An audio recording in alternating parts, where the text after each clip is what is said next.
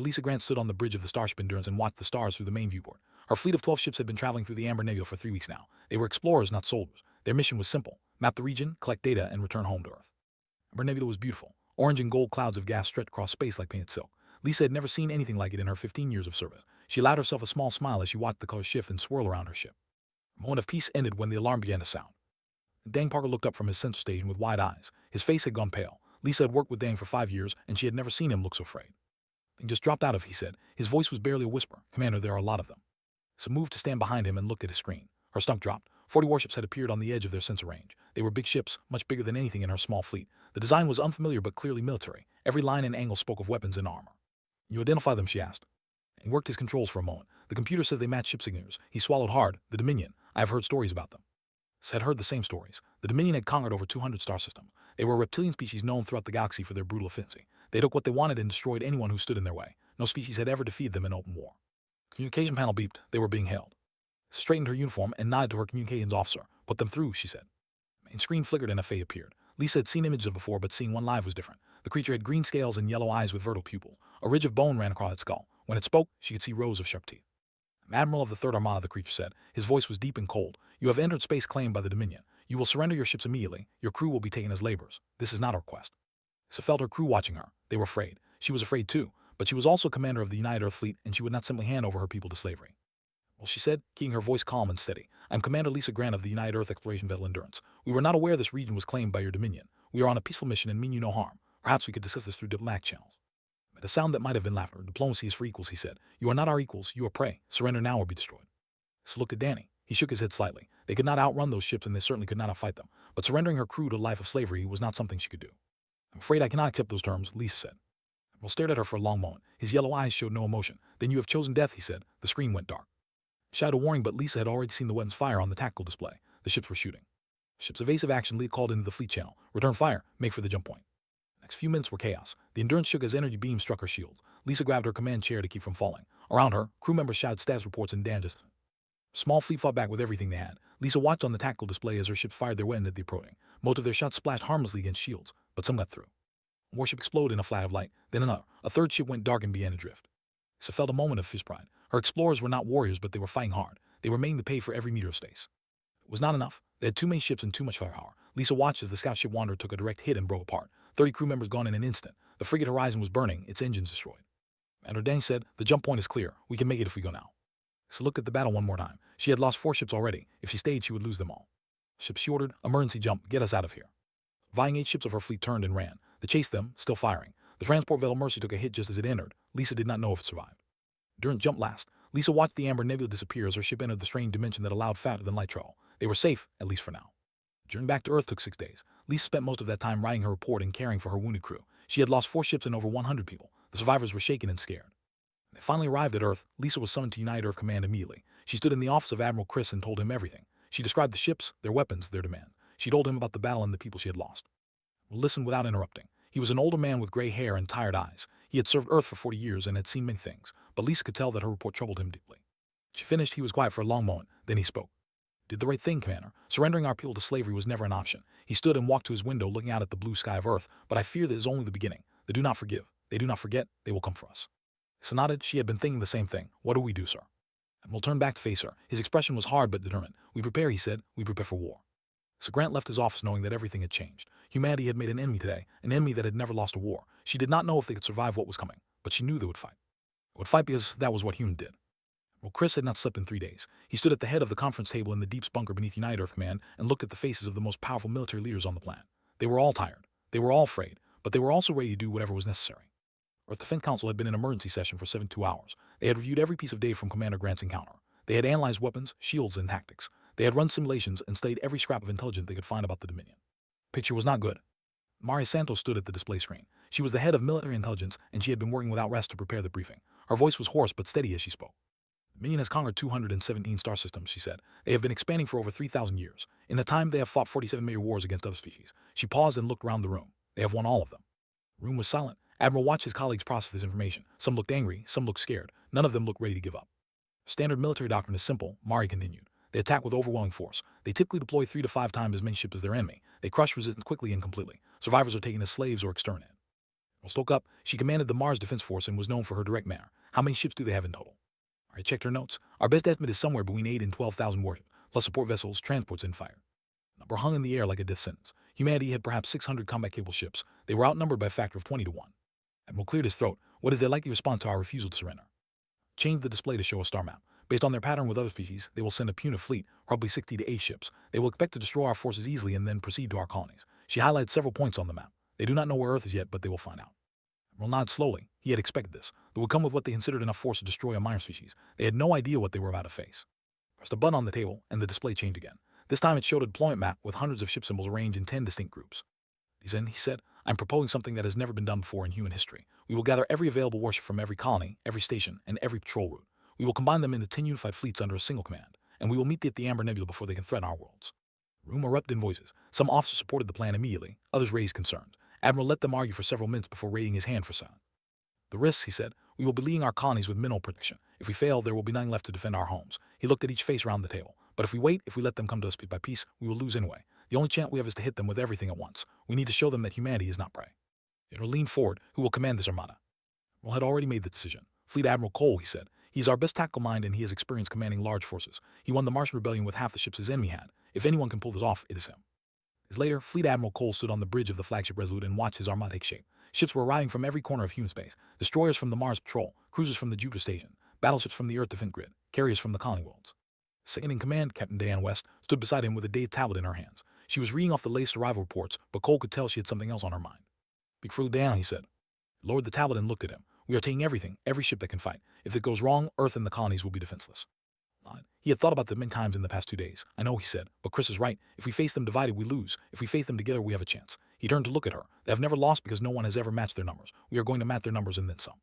And it was quiet for a moment. Then he smiled slightly. 500 ships against their 60. I almost feel sorry for them.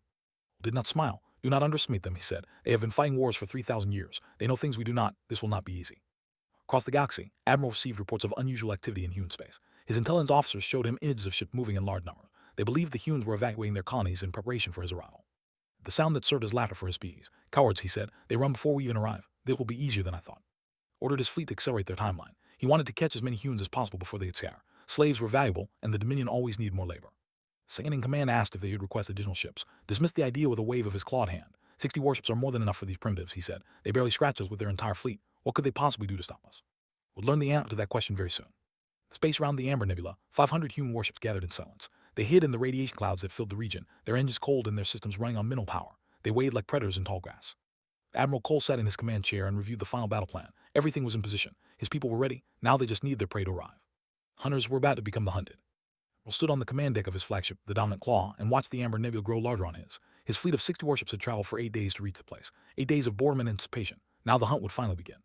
His tactical officer reported that sensors were having difficulty penetrating the nebula. The radiation clouds were interfering with their equipment. Was not concerned. The humans had primitive technology. They could not hide from sensors for long. The fleet in a hunting formation, he ordered. Find them and destroy them. Take prisoners if convenient, but do not risk ships to capture slaves. We can always find more humans later. Officers obeyed without question. The fleet began to spread out as they entered the nebula. Each ship scanned the swirling orange and gold clouds for any sign of human vessel. Found nothing at first. The nebula was vast and the radiation played tricks on their sensors. Grew impatient. He had expected the humans to be here, trying to defend this worthless territory they had claimed. Where were they hiding? Antler came sooner than he expected. His tactical officer shouted. Multiple contacts emerging from the radiation cloud directly ahead. The screen ordered. Showed a wall of ships emerging from the nebula like ghosts taking solid form. Counted quickly. 20 ships. 30. 50. The humans kept coming. 100 human warships faced his fleet in a curved battle line. They had been hiding in the thickest part of the radiation cloud where sensors could not reach. A moment of surprise but quick push it aside. 100 ships was more than he expected, but still not enough to threaten his force. Warships were larger and more powerful than human vessel. His 60 could still destroy their 100. Ships he commanded, act formation, destroy them all. The battle began. Commander Jake watched from the bridge of his cruiser, the Valor, as the charge toward his battle line. He had commanded the first 2 fleets in the operation. His job was simple. Engage the enemy and hold them in place long enough for the rest of the plan to unfold. Ships, he said calmly. Weapons free, make them pay for every meter. Fleets collided in a storm of energy beams and middle fire. Space lit up with explosions and went in discharge. Jake watched his tactical display as ships on both sides took damage. They were good. They were very good. Their ships hit hard and their shields held strong. These people were fighting for their homes. They were fighting for their families. They were fighting for the future of humanity, and that made them dangerous. Destroyer Steadfast took a direct hit and broke apart. Jake saw the casualty hump flash on his screen and felt a cold knot form in his stomach. Good people were dying. He had to make their sacrifice mean something. He allowed himself a cold smile as the battle progressed. The humans were fighting hard, but they were losing. His ships had already destroyed a dozen of their vessels while losing only 4 of his own. At this rate, he would annihilate them within the hour. Tactical officer interrupted his satisfaction. Admiral, we are detecting new contacts. At the center display, more ships were emerging from the nebula, many more ships. He counted them as they appeared. 20, 40, 60, they kept coming. Third human fleet had arrived. 100 fresh warships joined the battle, hitting the flank with devastating force. The first flicker of concern. Where had these ships come from? Human space did not have this many military vessels. His intelligence had been clear on that point. Group, he ordered, all ships concentrate fire on the new arrivals. His fleet began to turn to face the new threat, but before they could complete the maneuver, more contacts appeared on centers. Fourth fleet, another 100 ships. And the fifth fleet. Watching growing horrors, wave after wave of human warships poured out of the nebula. They came from every direction, emerging from radiation pockets where they had been hiding for days. Each fleet was fresh and fully armed. Each fleet hid its forces from a new angle. Sixth fleet, the seventh, the eighth. The tactical officer had stopped counting. The numbers on the sensor display kept climbing. 200 ships, 300, 400. Admiral his second in command said, his voice was shaking, we are surrounded. At the display, his 6 ships were now caught in the center of a closing ring of human vessel. The 10th and final fleet had just arrived, sealing the track completely. 500 warships now surrounded his force from every direction. This was impossible. This could not be happening. The humans were a young species with limited resources. They could not possibly have assembled the immense ships. They had. Somehow, impossibly, they had gathered 5 times his numbers and lured him into a perfect ambush. Communication signal came through. It was a human face on his, an older man with gray hair and hard eyes. Well, the human said, I'm Fleet Admiral Cole of the United Earth Armada. You are surrounded and I'm offering you one chance to surrender your fleet, except then your crews will be treated with dignity. Refuse and you will be destroyed. Stared at the human for a long moment. His mind raced through options. He could not win the battle. He could not escape the trap. His only choices were death or surrender. 3,000 years, no commander had ever surrendered to an enemy, would not be the first. Trick will not save you, he snarled. The Dominion will send 1,000 ships to avenge us. You have doomed your speed. Cut the communication and turned to his crew. All ships, he commanded. Attack. Kill as many as you can before we fall. Fleet charged outward in every direction at once, trying to break through the human lines. They knew they would die, but they would die fighting. Admiral Cole watched them begin their desperate attack. He felt no pleasure in what was about to happen. These were warriors fighting for their people just as his crews were fighting for theirs, but they had chosen this war. They had attacked without provocation. They had demanded slavery. Now they would face the consequences. Fleets, he said quietly, engage and destroy. 100 human warships opened fire at once. The Knight of the Amber Nebula turned to fire. He gripped the controls of his fighter and dove toward the battleship. Warning lights flashed across his cockpit. Any weapons were tracking him. He did not care. His squadron had a job to do, and they were going to do it. Squadron, he called over the radio. Target their engine section. We need to cripple that ship before it can break through the line. Voices answered him with confirmation. His pilots were the best in the fleet. They had trained for years for a battle like this. Now they would prove their worth. His throttle forward and felt the acceleration press him back into his seat. His fire screamed toward the massive warship at incredible speed. Any point defense weapons filled the space around him with deadly fire. He rolled and twisted through the barrage, his hands moving on instinct. Engine section of the battleship grew larger in his viewport. He could see the massive drive units that pushed the enormous vessel through space. Those were his targets. Squadron, he said, weapons free, give them everything. Fires launched their missiles at nearly the same instant. 20 warheads streaked toward the engines. The any-point defense managed to destroy 8 of them. The other 12 struck home. Explosion tore through the battleship's engine section. Secondary blasts followed as power systems overload and fuel tanks ignited. The great warship shuddered and began to drift, its engines dead. To fire away as debris flew past his canopy. One target down, many more to go. Across the battlefield, Hexar Aimberg worked frantically in the engineering section of the destroyer Relentless. Her ship had taken 3 direct hits in the past 10 minutes. Fires burned in 2 compartments and the main shield generator was failing. More power to the forward shields, the bridge demanded over the intercom. He wiped sweat from her forehead and looked at her control panel. The shield generator was operating at 40% capacity. The power conduits to the forward section were damaged. She had made 5 minutes before the whole system collapsed. Made a decision. We're routing auxiliary power, she called back. I can give you 60% shields for the next 3 minutes. After that, we need to withdraw or we are dead. Did not wait for a response. Her hands flew across the controls, redirecting power from non-essential system. The lights in engineering dimmed as she diverted energy to the shields. Life support dropped to minimum. The heating system shut down completely. Temperature in the room began to fall immediately. Amy ignored the cold and kept working. Her depended on her. She would not let them down. Shields flickered and then strengthened. 62% capacity, it would have to be enough. The bridge of the dominant claw, Admiral watched his fleet die around him. The humans were everywhere, tagging from every angle. Their ships worked together with perfect coordination, concentrating fire on one vessel at a time. The of his battleships exploded on them. That made 37 ships lost. He had only 23 left and that number was falling by the minute. The tactical officer reported that the human losses were minimal, perhaps 30 ships destroyed or disabled out of 500. The battle was not a battle at all, it was a slaughter. He understood what had happened. He had spent his entire career believing that the way of war was the only way, attack with superior numbers, crush all resistance, never show mercy. He faced an enemy that had turned his own doctrine against him. The humans had gathered every ship they had and struck with overwhelming force. They had done to him exactly what he had planned to do to them. He almost admired them for it. While his second in command shouted, human marines are boarding us through the lower decks. To the internal center, red warning lights showed human soldiers advancing through his ship. They had breached the hull while he was focused on the space battle. Boarders, he ordered, all security teams to the lower decks. He knew it was too late. The humans were inside his ship. The battle was already lost. Diana West led the boarding team through the quarters of the flagship. Her powered armor was indented from any fire, but it still functioned. Her rifle was hot from continuous use. She did not slow down. Marines followed her through the alien ship. They had trained for boarding action, but nothing had prepared them for vessels. The quarters were too wide, built for creatures larger than humans. The lighting was harsh and red. The air smelled of chemicals and something that might have been blood. Soldiers appeared ahead of them. The reptilian warriors were big and fast and armed with deadly weapons. They did not hesitate to attack. You did Diana.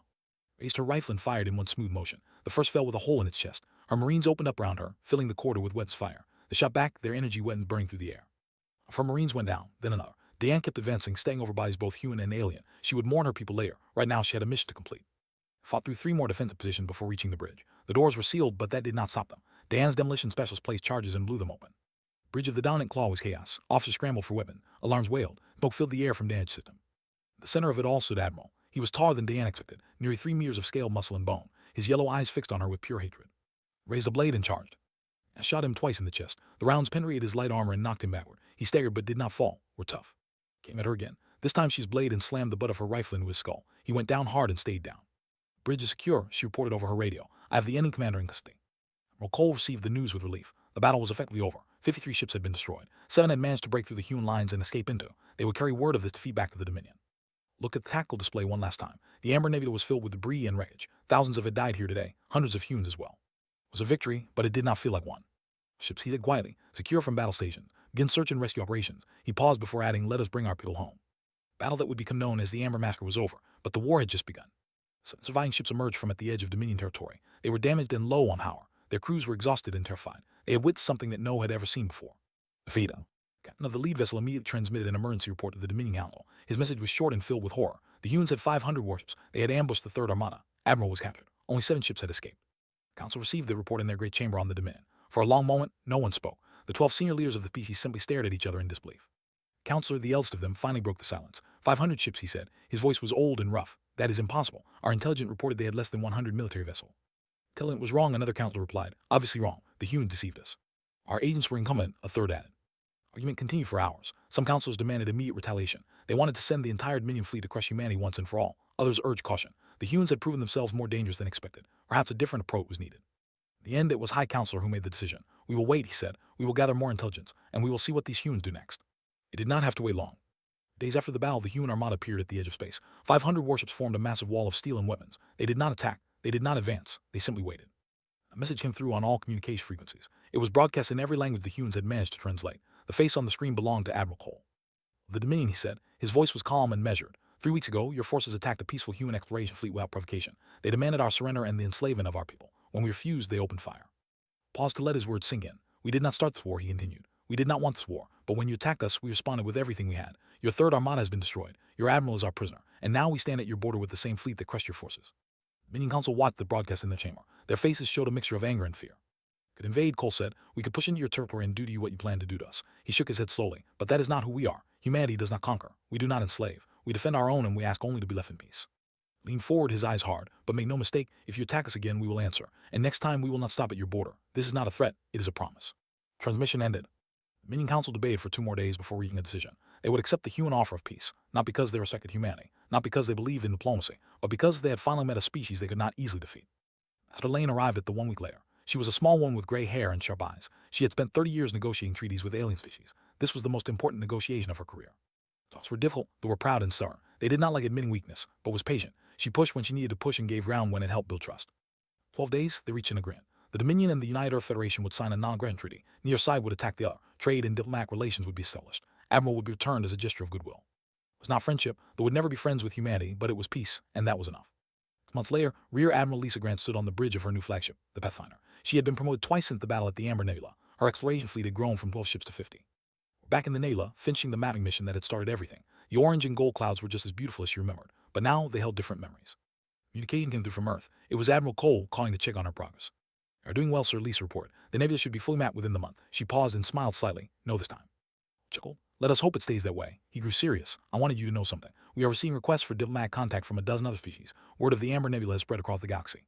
Sanad, she had heard the rumors. Species that had ignored humanity for years were suddenly very interested in talking. What do they want? Smiled. They want to be friends. It seemed the galaxy has finally noticed us.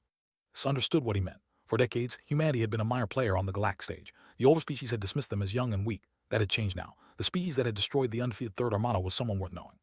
A year after the battle, a journalist asked Admiral Cole what message humanity wanted to send to the galaxy. He thought about the question for a moment before answering. "We'd rather be friends," he said simply. "We want to explore and trade and learn from other species. We want to build relationships based on respect and mutual benefit." He paused and his expression hardened slightly. "But we make terrible enemies. Anyone who threatens our people will discover that the hard way." The journalist asked if he had anything else to add. Not just this, they thought a single fleet was dangerous. They were right, but they made the mistake of thinking that was all we had. He smiled coldly. It was not. The years that followed, humanity continued to grow and expand. They made allies among species who valued their courage and determination. They traded with empires that had once ignored them. They explored regions of space that no one else dared to enter. The Dominion watched from a distance, never forgetting the day they learned the truth about humanity. Umbrella is back.